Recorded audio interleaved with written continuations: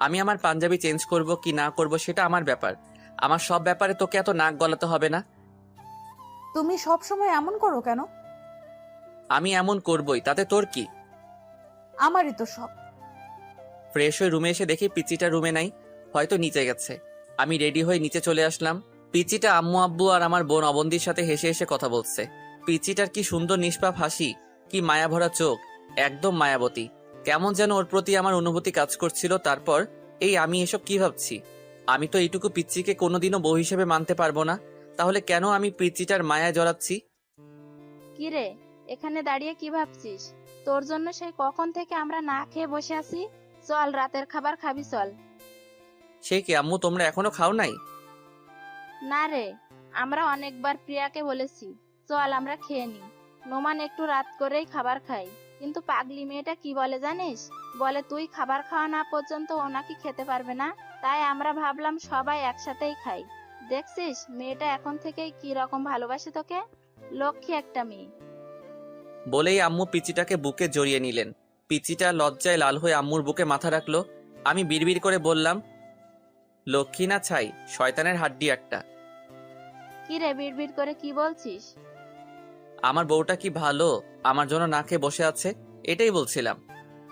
হুম, আচ্ছা চল, এখন সবাই খেয়ে নি, অনেক রাত হয়ে গেছে। আমি সবার আগে খাবার শেষ করে রুমে এসে একটা বই হাতে নিয়ে সোফাতে শুয়ে শুয়ে পড়তে লাগলাম।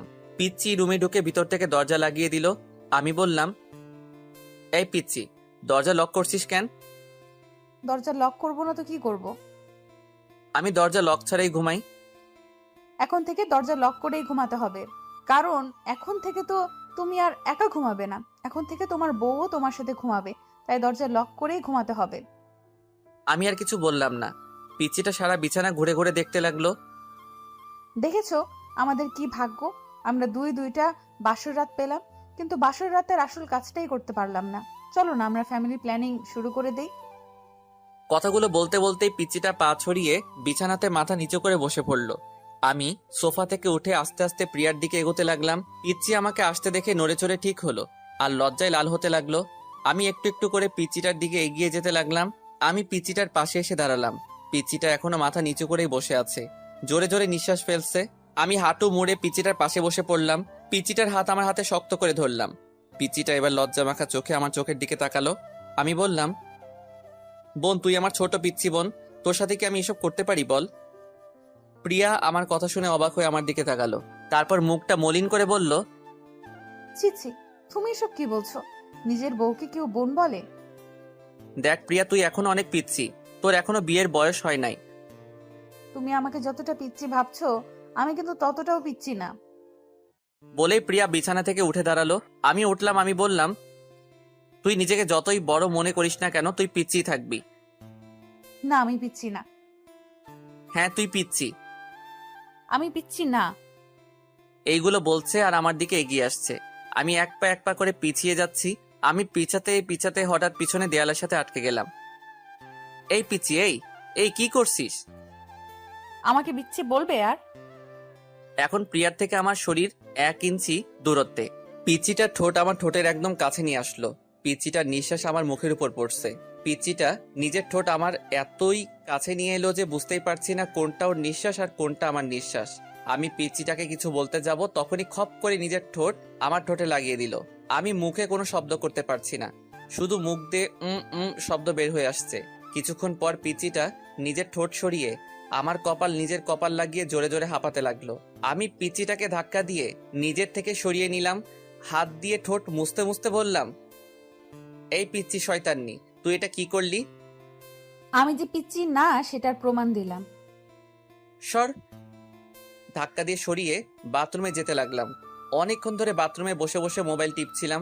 পিচিটার সামনে যেতে ইচ্ছেই করছে না। অনেক রাগ হচ্ছে পিচিটার উপর। এইটুকু পিচ্চি একটা আমাকে কিস করছে, এটা ভাবতেই সারা শরীর জ্বলছে। আব্বুর ভয়ে পিচিটাকে কিছু বলতেও পারছি না। বাথরুমের বাইরে থেকে পিচিটার ডাক শুনলাম। এই যে এতক্ষণ ধরে বাথরুমে কি করছো? বেরিয়ে আসছো না কেন? বাথরুমেই ঘুমিয়ে পড়লে নাকি? আমি কোনো উত্তর না দিয়ে মোবাইল টিপছি। কিছুক্ষণ থেমে পিচ্চিটা আবার ডাকতে লাগলো। এই যে শুনছো, বেরিয়ে আসো না প্লিজ, আমার একা একা ভয় লাগছে। আমি মনে মনে বললাম, তোর ভয় লাগছে তো আমি কি করব? কোলে নিয়ে নাচবো নাকি? পিচ্চি শয়তান নিয়ে একটা। এবার পিচ্চিটা বাথরুমের দরজাটা জোরে ধাক্কা দিতে লাগলো। দরজা খুলছো না কেন? প্লিজ দরজাটা খোলো। এবার পিচ্চিটা নিজে নিজেকেই প্রশ্ন করলো, ওর কিছু হলো না তো? কি হলো? দরজা খুলছো না কেন? কান্না করছে আর জোরে জোরে বাথরুমের দরজাটাকে ঠেলছে। ওর চিৎকারের শব্দে মনে মনে ভাবলাম এবার আমার বেরিয়ে আসা দরকার, না হলে পিচিটার কান্না শুনে আব্বু আম্মু চলে আসবেন। আমি দরজা খুলে বাইরে বেরিয়ে আসলাম। আমাকে দেখে পিচিটা আমাকে শক্ত করে জড়িয়ে ধরলো আর বলতে লাগলো, তুমি ঠিক আছো তো? তোমার কিছু হয় নাই তো?